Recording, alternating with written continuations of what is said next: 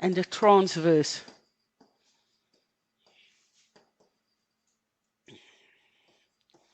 All right, a longitudinal wave and a transverse wave. Now, when we go and have a look at the mechanics of these waves, we will see that on a longitudinal wave, the particles vibrate parallel to the direction of energy propagation.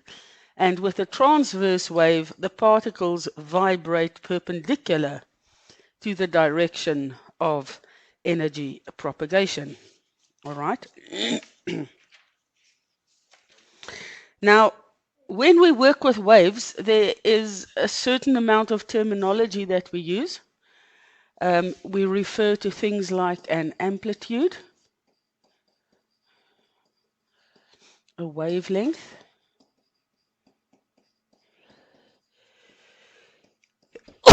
excuse me, a wavelength. We refer to a period and a frequency.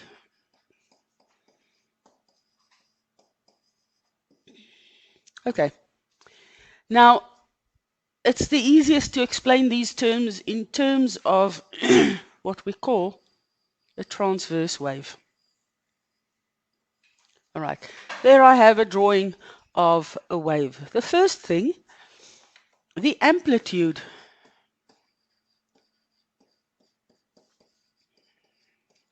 Is always the maximum displacement.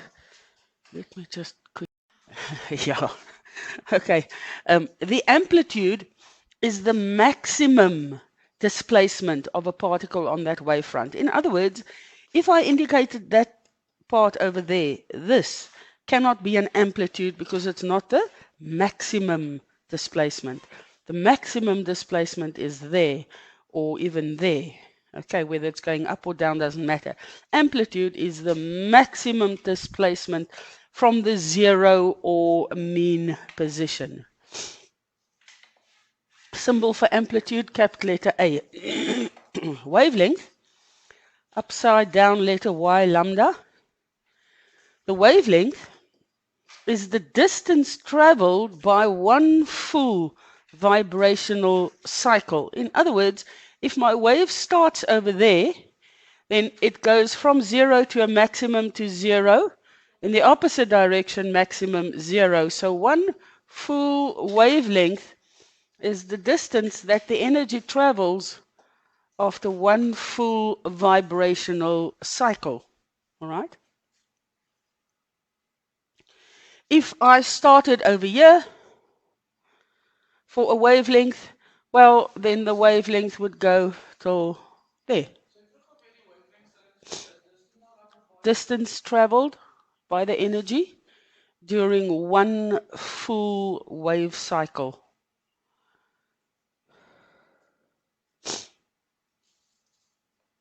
All right, the next two over here, period, is the time taken to complete one full wave cycle. All right, period is the time taken to do that. Frequency is the number of cycles per second. So period is going to be measured, for example, in seconds, and frequency is the number of cycles per second. So the unit is actually 1 over a second, which is a second minus 1. All right? These two quantities connect up with each other.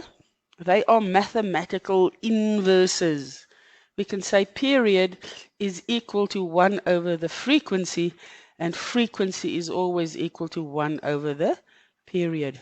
For example, if I said to you, to complete one full wave cycle takes 3 seconds, what would the frequency be? 1 over 3, it would complete a third of a wave cycle in 1 second. Do you understand? All right, so period is just the time taken to complete one full wave cycle, and frequency is the number of cycles per second They are mathematical inverses of each other. This is in your textbooks there on page 310. Now, when we look at a wave, there are certain words that we use. This part over here is known as a crest, and that part is known as a trough. So that's a crest, and that one is a trough.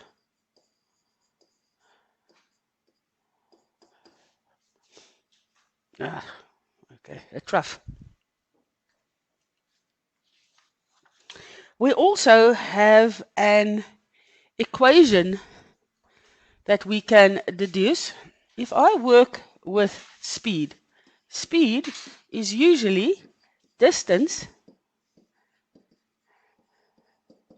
divided by time. That's not new. No, that's old stuff. All right. Now, in terms of waves, the distance for one full wave cycle is the wavelength, and the time taken to complete one full wave cycle is the period. Okay? But period and frequency are mathematical inverses, so wavelength times frequency. So in general, we say the speed of a wave is equal to frequency times wavelength. V equals F times lambda.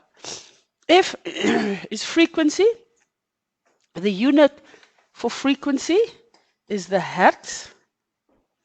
For example, 50 hertz would imply 50 cycles in 1 second. And wavelength is usually in meters. So speed is usually in meters per second. Okay.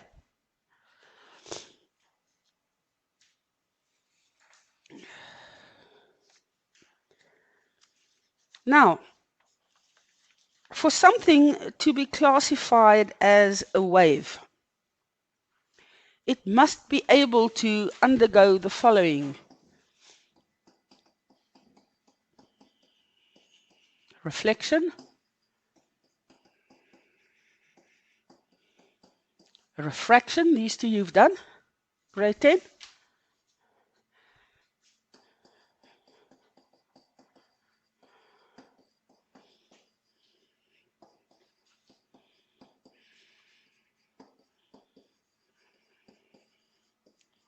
Okay, reflection, refraction, diffraction, and interference. So if you want to prove something is a wave, then you simply go and look for those four things. You go and look, can it be reflected? Can it be refracted? Can it be diffracted? And can it undergo interference? And we will have a look at each of those phenomena, all right, in terms of water waves, in terms of light waves, and in terms of sound waves. So you will see in this next section, your book first works with water waves, and then they switch and they go and repeat everything in terms of sound waves. And then they go and repeat everything in terms of light waves. Okay, so you should be able to follow this. All right. What is reflection?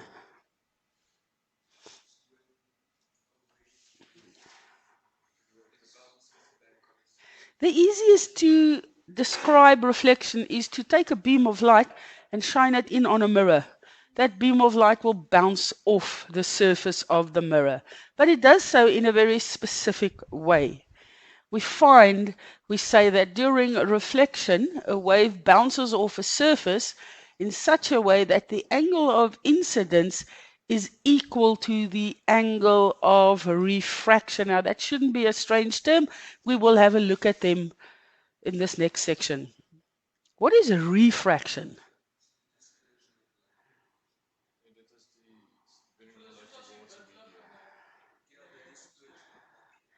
We get dispersion as a result of refraction, yes. When a wave travels from one medium to another, it travels at different speeds. And because of that, we find that it changes direction. And in general, we refer to the different mediums. We say they have different densities. And in general, we say in a more dense medium, the wave travels slower than in a less dense medium. All right. Although in terms of water waves, we've got water, the medium, the density doesn't change. No? But then we refer to shallow or deep water. And in terms of light, then it is, for example, traveling through air, traveling through glass, any other substance that allows the light to travel through. The moment the density of the medium changes, the speed will change, and then we get a certain change in direction of the wave. Now, I'm not going to go into diffraction and into interference at this point. I just want to go back over here to, I have a transverse wave. And we said on a transverse wave, a particle on the wave front vibrates perpendicular to the direction of energy propagation. So in terms of a wavelength, that would represent a wavelength, and that would represent an amplitude. Now, when we have a so-called longitudinal wave, it's a little bit more difficult to draw. A longitudinal wave, the particles vibrate parallel to the direction of energy propagation. So if the energy is going from left to right, the particles must vibrate in that direction. All right? So how do we draw a longitudinal wave? We use vertical lines that are compressed and then further apart, and then they come compressed again, etc. Now, what's the definition of amplitude? It's the maximum vibration. All right? A particle vibrating over here and the particle vibrating over there, which one would represent an amplitude? That one. Do you understand? This is comparable with that. Do you understand? It's not a maximum vibration. There's a vibration, but it's not the maximum vibration. So the amplitude of a longitudinal wave can be indicated simply as the space between two lines that are furthest apart. The wavelength is one full wave cycle. So if we start in the center of a compression, we have to end up in the center of a compression, and that would represent one full wave cycle. If I started in the center of what is called a rarefaction, we have to end up in the center of the next rarefaction, and that would represent the wave length. All right. I think I will stop at this point. Daar is seker nog. Board is F8. Okay. Good morning, class. We started with waves yesterday. I want to recap very shortly the work we did, and then we will carry on. I said to you yesterday, the function of a wave is to transfer energy. All waves transfer energy, whether it is a sound wave, a light wave, a shock wave. They all transfer energy from one point to another.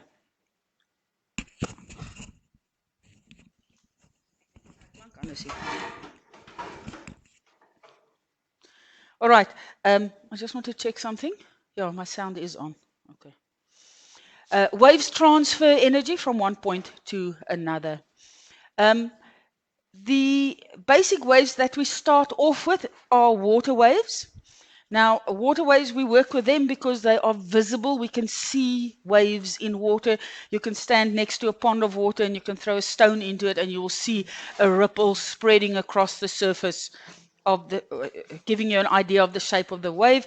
Okay, we said the other day then that a water wave consists of a part that we call a crest, and it consists of another part that we call a trough.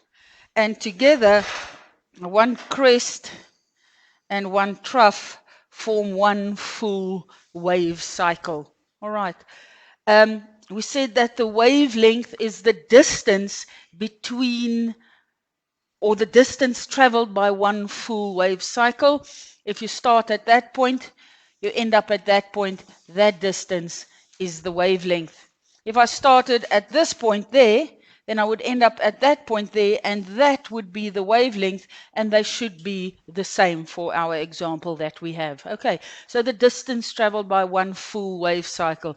If I started over there, one full wave cycle will end over there. That would be a wavelength. No, that should be constant. Volg jy? Okay, all right. We said then we can differentiate specific terms that we use to describe the shape or to describe the wave. We talk about an amplitude, and it's the maximum vibration. So on this graph, the amplitude is represented by that part. Okay, so if I have a particle that is vibrating up and down on this graph, the particles, if I put a cork into water, the cork bobs up and down, all right, as the waves move through it. So the movement of the particles are like that, up and down. Okay, so the amplitude then is the maximum vibration of a particle from the zero or rest position. If the water was smooth, the maximum bulge that it makes on the top, that would be the amplitude. I can also say that is an amplitude because it's the maximum vibration in the opposite direction. Okay. I cannot say that this is an amplitude. It is a vibration, but it's not the maximum vibration. Do you follow? Okay, so very important, amplitude is the maximum vibration from the zero or mean position. Then we've had a look at the wavelength. I said to you it's the distance traveled by one full wave cycle. We will measure it as meters or centimeters. And then two other concepts, period and frequency. We said period is time taken to complete a full wave cycle. The unit will be in seconds or minutes or hours. And frequency, then the number of cycles per second. And we said there's a mathematical relationship. Period and frequency are mathematical inverses. All right. The unit of frequency being the hertz. Okay, now we get two main types of waves. All waves are either transverse waves or longitudinal waves. Okay, so I'm going to look at a transverse wave. Now already we said water waves are transverse. If I take a cork and I put it into a pool of water and I throw a rock into that water, the cork will bob up and down and the ripples will spread out horizontally. Okay, so a cork would bob up and down and the energy, for example, will be in that direction. So for a transverse wave, can you see that the direction in which the particles vibrate is perpendicular to the direction in which the energy is transferred? And that is what a transverse wave is. A vibration of a particle on the wave front. Now, when we look at water waves, if you could look at it from the top, you will see the crest of the wave very clearly on the puddle of water or in the tank. Now, the crest of the wave, if I have a puddle of water and I have waves traveling through that puddle of water, that here, these lines would represent the crest of the wave. Do you follow? And that is what we refer to as the wave front. All right. So, let me just do that. Perpendicular, daar sê.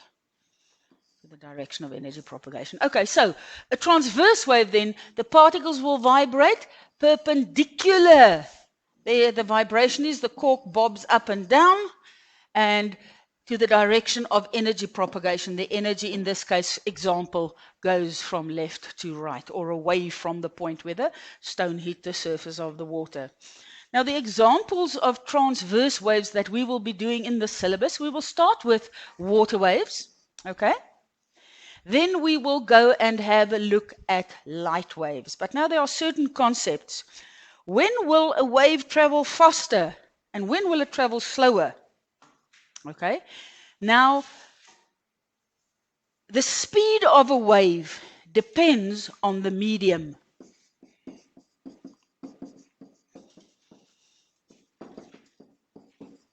In which it is traveling. For example, a sound wave travels slower when it travels through air than what it does when it travels through a solid. Okay? The medium being air or the solid substance through which it's traveling. Now, with water waves, well, water doesn't travel within a medium, water is the medium. Okay, so in terms of what makes a wave go faster or slower, it depends on the medium. But in water waves, what would the medium be represented with? Here we will work with deep water or shallow water. And just very simply, waves travel faster in deep water and they travel slower in shallow water. All right. Easy to remember. Slow and shallow. Light waves in general travel at 3 times 10 to the power 8 meters per second through a vacuum. In a vacuum, there's nothing that can stop it, so there's no resistance to the movement. Top speed of light, 300 million meters per second. It's quite fast. Okay? In terms of kilometers, 1,000 kilometers in a meter, it will be 300,000 kilometers per second. All right? It's very fast. You go to Windhoek and back a couple of times in less than a second. All right. So light travels very fast. When light travels through a vacuum, it's at its fastest when light travels into different mediums. Now, the medium would be air or glass or water or any transparent substance that allows light to travel through it. When light travels in different mediums, it goes slower. And we talk about optically dense medium. A vacuum is the least dense. Then air, glass. Glass is optically more dense than air. Okay, so then the speed of light, we tend to ignore the effect of this, the air in terms of slowing down. We just work with the speed of light as 3 times 10 to the power 8 meters per second, but it does go slower when it travels through different mediums. But it's not so much slower that it really affects us in terms of calculations, but we can see the effect, and we'll come to that in the next section. Okay, so here we have a transverse wave. What is important? The particles vibrate perpendicular to the direction of energy propagation. All right, now. If I have a question. Yes. It's probably stupid. I don't know yet. Yes. Light is constantly moving there. Yes. Always. Yes. So it doesn't stand still, and No. then I have my picture. No. Doesn't. I bet it's like when I open my eyes, like I see black for a while, and then I see light. That's the reaction of the nervous tissue in the back of your eye. Sometimes if you look into a bright light and you close your eyes, you can still see the bright light. That's due to persistence of vision. Does that mean it stands still? No, light does not stand still. Shouldn't the image constantly be changing if it's moving? It does. I'm moving. I'm changing constantly. The light itself is a form of energy. It's constantly moving. If I take away the sun, there'll be a little bit light for a while as the last rays enter, and then it goes dark because now there's no light. Do you understand? So when the sun comes up, it takes 8 minutes for the light to reach us. It's been sitting there for 8 minutes before the light reaches us, before we can see it. In the afternoon, the same thing happens when it's disappeared. It disappears, then we can still see it for 8 minutes because the light is still there. But when the light is gone, we can't see. Okay. So for you to be able to see something, light must enter your eye. If you close your eyes, no light enters, you can't see anything. It's as simple as that. And light is a form of energy and it's constantly moving. You can't make it stop. Persistence of vision on the retina. It's a reaction on the nerves. That is why, for example, if you're on a farm and you start a generator and the generator starts turning slowly, the lights flicker and you can follow the flickering. But as it goes faster, the light is still flickering. It's just flickering so fast your eye can't follow it. Because of persistence of vision, there's an image on the retina and you replace it with another one before it disappears. And that's why you have continuous vision in terms of the light that is flickering, you don't see it. Okay.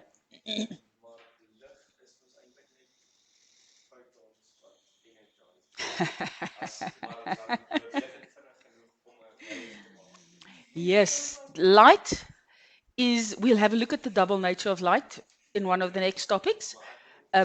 Yeah. Mm.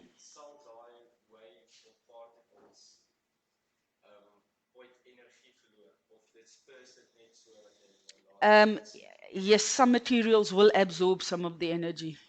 It doesn't go on indefinitely. If I have a very, very, very thick block of glass, or in terms of water in the oceans, if you start diving, initially there's light, less light. The deeper you go, the less light there is because it can't penetrate, it is becoming absorbed. Okay. Yeah, by the medium.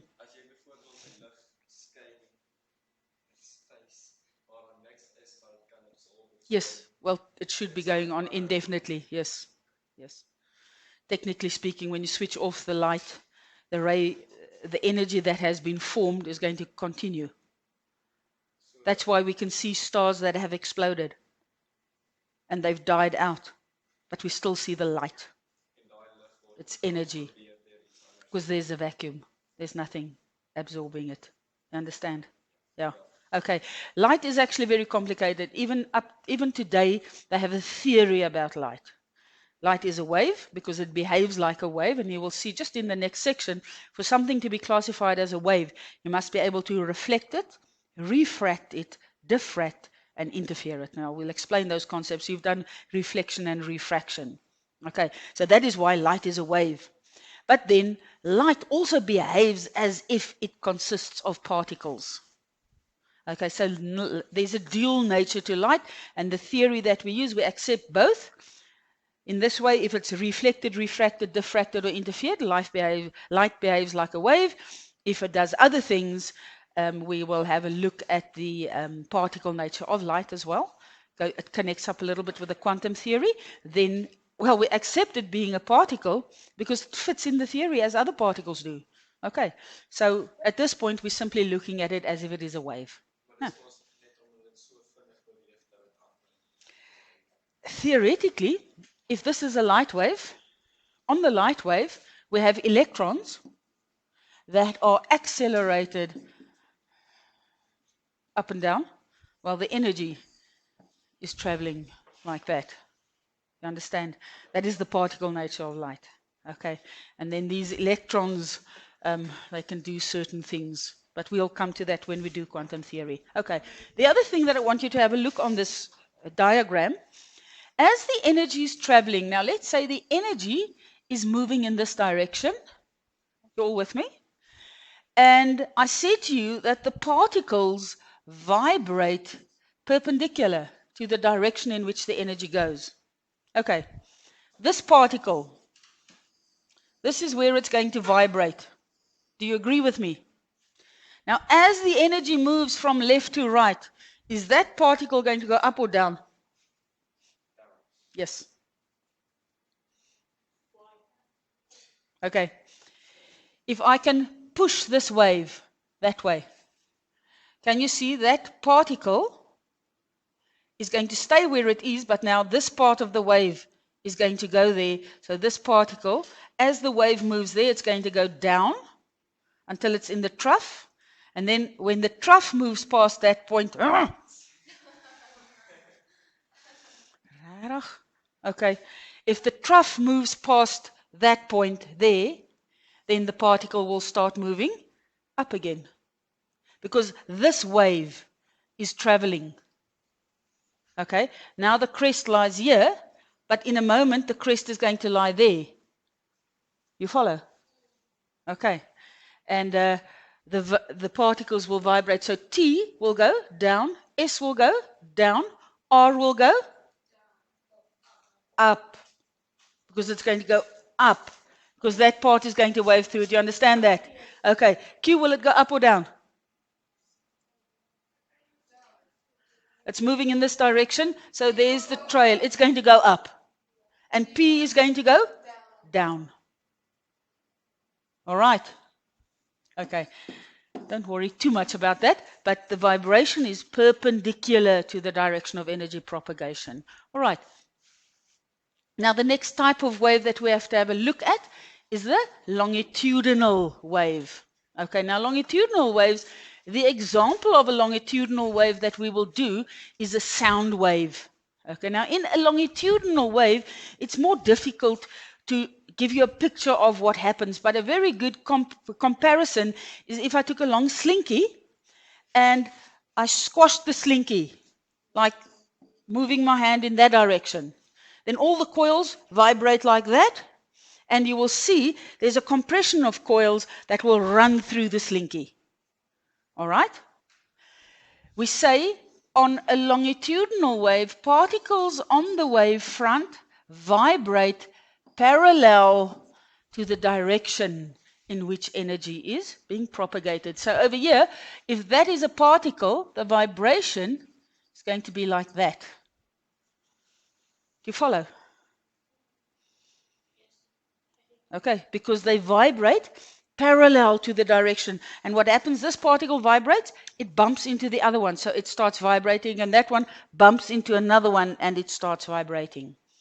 And so sound is transferred from particle to particle by actually direct contact. They bump into each other. All right, so they vibrate parallel to the direction of energy propagation. Now, on the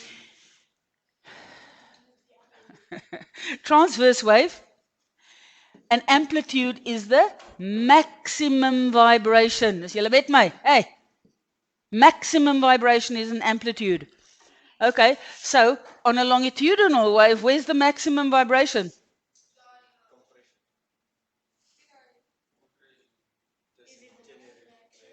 Yes, over here is the maximum vibration. Do you see that?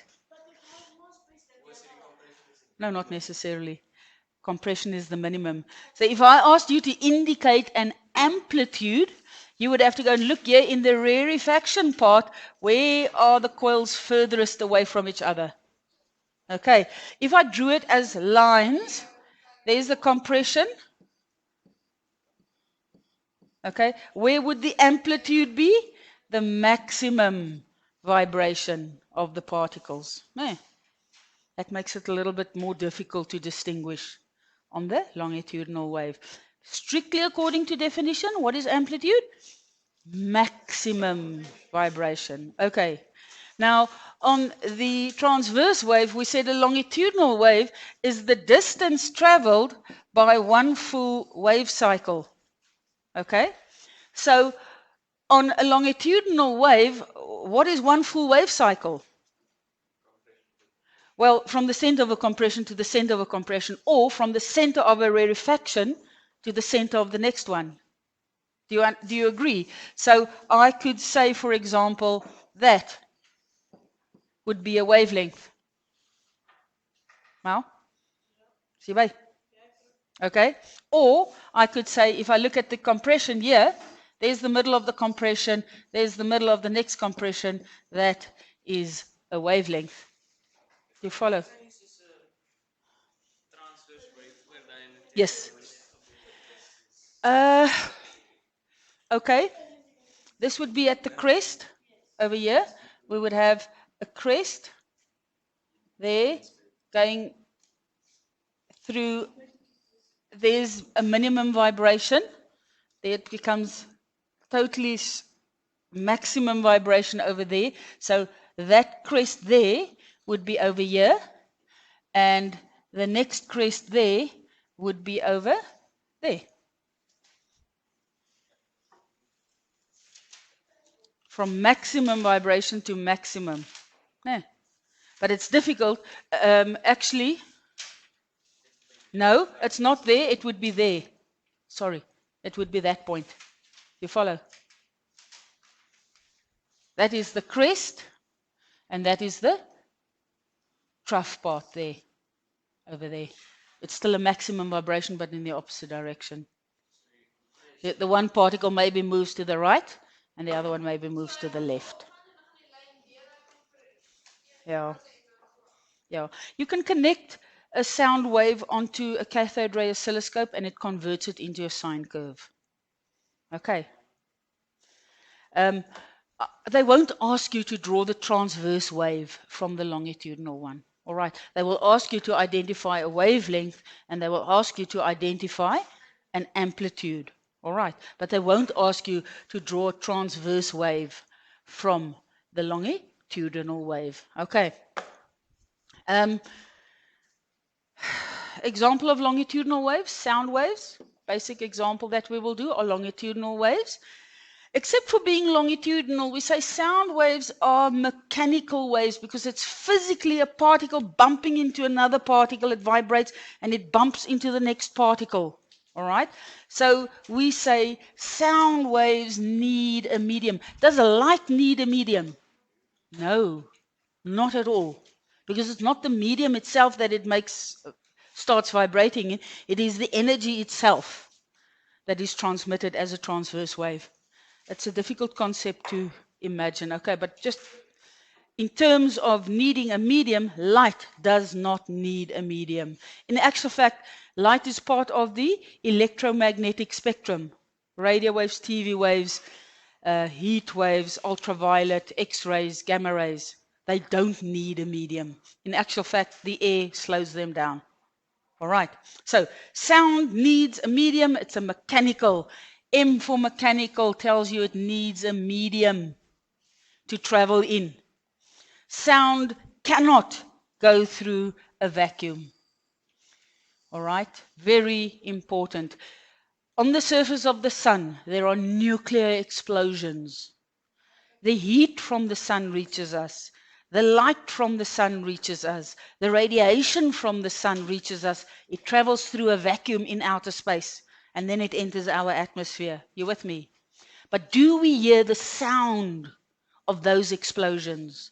No, because between the earth and the sun, there is a vacuum. And sound cannot travel through a vacuum. So theoretically, if I stood on the moon and I could take off my spacesuit, and my friend next to me takes off his or her spacesuit, and then we speak to each other, will we be able to hear each other? No. Inside the space helmet, there's a microphone. It converts it into a radio wave or a microwave. And that can be travel through the vacuum so that you can hear. And it's converted back to sound. Okay.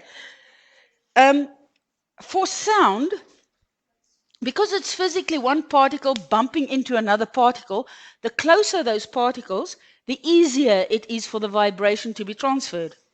Okay? Is that when I sound like really, really loud? No, I'll explain loudness in a moment. Okay, we say the denser the medium, the faster the sound can travel. In other words, have you seen in the movies, usually cowboy movies, where they go and put their ear against the ground, usually onto a railway track? Why do they do that? To hear the animal. They are trying to hear if they can hear somebody chasing them on a horse or the train down the track, okay? Because sound travels faster through a solid than it does through a gas, the air. Yeah, faster and further. Yes, because the particles are close together, the vibration is transferred easily. In air, the particles are further apart, so the vibration is more difficult to transfer, and some of it then eventually is also dissipated. Okay, so the denser the medium, the faster sound can travel. In other words, sound travels fastest in solids, and then a denser solid will transmit sound better than a less dense solid. Next, it will travel next best through a liquid, okay, and it travels the weakest through a gas. It does not travel through a vacuum. Our ears have been designed to be able to catch up the wave through air, the medium. All right. But for example, fishes, they don't have ears. They've got a side, a line on the sides, what do we call it? Lateral line, that picks up vibrations in the water. And that is how they hear. Okay. So the denser the medium, the faster the sound can travel. In other words, it travels fastest through solids, then through liquids, then through gases. Gases, it travels the slowest. Okay, sound will travel faster on a cold day than what it will on a hot day. Why? On a hot day, the air is less dense. On a cold day, the air is more dense. Maybe in the winter, if you stand around outside early morning when there isn't so much noise, you can sometimes very clearly hear a dog bark in the distance, which you don't normally hear in the summer, especially if you're out on a farm somewhere. Okay, you sometimes hear sounds that are normally there. In the summer, you tend not to hear them because it's hot, the air is less dense, and it bends the wave away from the surface of the earth. While on a cold morning, the wave is bent closer to the surface of the earth, and you tend to hear better then. Okay, so sound will travel faster on a cold day than on a hot day. Now, when we worked with light, I said to you, light travels at 3 times 10 to the power 8 meters per second. So what's the speed of sound? Probably a little less. A little lot less, okay? Sound travels approximately at 340 meters per second, but it's approximate because early in the morning, on a cold day, it's going to travel faster because the air is more dense. Late afternoon, the air is less dense, it's hotter, so it's going to go slightly slower in the afternoon. Okay, so the speed of sound is not absolute. We can't just work with a fixed amount. Normally, we round it off to approximately 340. Sometimes they say 333, but it depends on the temperature of the gas through which the sound wave is moving for you to be able to have a specific speed of sound. What about Africa? Africa. I read this thing about, did you know, and now it says the humans first migrated from Africa. Yeah. All right. Now, whether we work with a transverse wave or whether we work with a longitudinal wave, we know these waves can travel, and I've already said, for example, light has a speed of 3 times 10 to the power 8 meters per second. Now, normally, when we want to work out speed, if I said to you, I travel to Windhoek, 250 kilometers away, it takes me 2 hours. Okay, so then speed is distance divided by time. So in terms of waves, the distance of one wave cycle is the wavelength, and the time taken to complete one full wave cycle is the period. Okay, so speed, which is a v, can be wavelength divided by period, but I can go one step further. There's a relationship, period equals 1 over frequency, not so. So I can go and say speed is wavelength divided by 1 over frequency. And if I divide, I can multiply with the reciprocal. No? So I will have wavelength times frequency. So what is my formula for speed? Speed is wavelength times frequency. We say V is F times lambda for any wave. Okay, but please take note.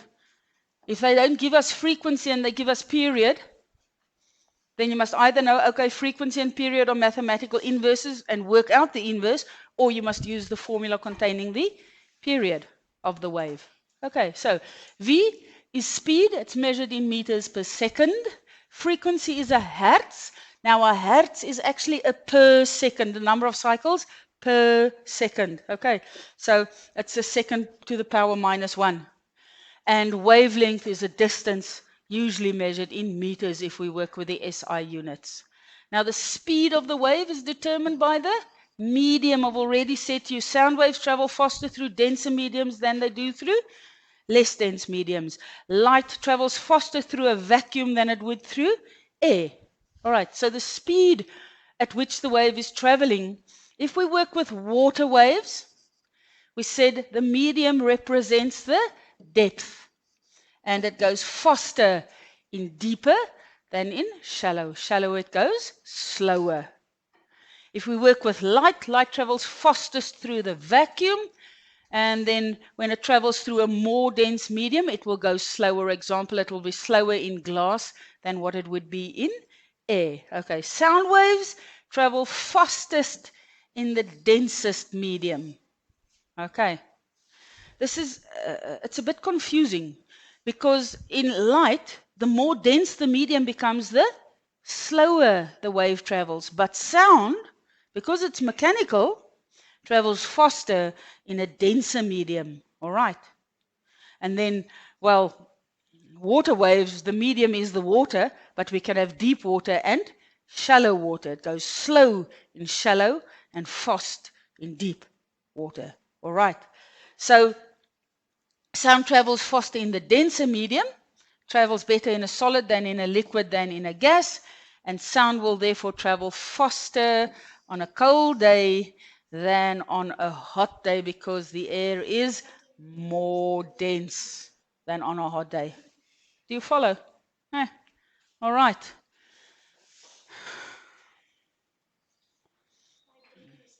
No. Now, for something to be able to be classified as a wave, I've already said this to you just now, we find that to identify it as being a wave, we look for four phenomena. We look for reflection. In the morning when you look in the mirror, your image is reflected. Okay? We look for refraction, diffraction, and interference. Now, diffraction and interference, I've typed it in blue because it's a higher level concept. The ordinary levels do not need to know about diffraction and interference. All right? So, reflection, we say, if I took a tennis ball and I stood facing the wall and I threw the tennis ball, where will the tennis ball go? It'll bounce off somewhere in that direction. All right? So this is what a wave also does. It bounces off a surface. So we say reflection, a wave will bounce off a surface in such a way that the angle of incidence is equal to the angle of reflection. Now the angle of incidence, if the ball comes in and it strikes the wall, there is an angle that can be measured and we call it the angle of incidence, and when it reflects off the wall, there's another angle that we measure, angle of reflection. Okay. For refraction, we say refraction is the bending of a wave when it travels from one medium to another. And we can see refraction. If I have a glass containing water and I go and I put my pen into it, we find that the image does something like that. There's my pen. It seems to be broken. All right. I think actually it goes in the opposite direction. It'll, let me fix the diagram. It will, there's no, okay, if I did that, we would have expected to see it go there, but it will go somewhere there. Okay. We will see it. You will see, we say it breaks the image. The image is broken. And that is due to refraction. Sit just still for a moment. Diffraction, the definition, is the bending of a wave around the edges of an obstacle. We will have a look at them. And then interference. Technically speaking, interference, if a crest and a trough cross each other simultaneously, what's going to happen? They'll cancel each other. Okay, so light plus light gives me no light. Light plus light gives no light. Yes. If I shine a flashlight to do another flashlight, then it will give no light. Okay.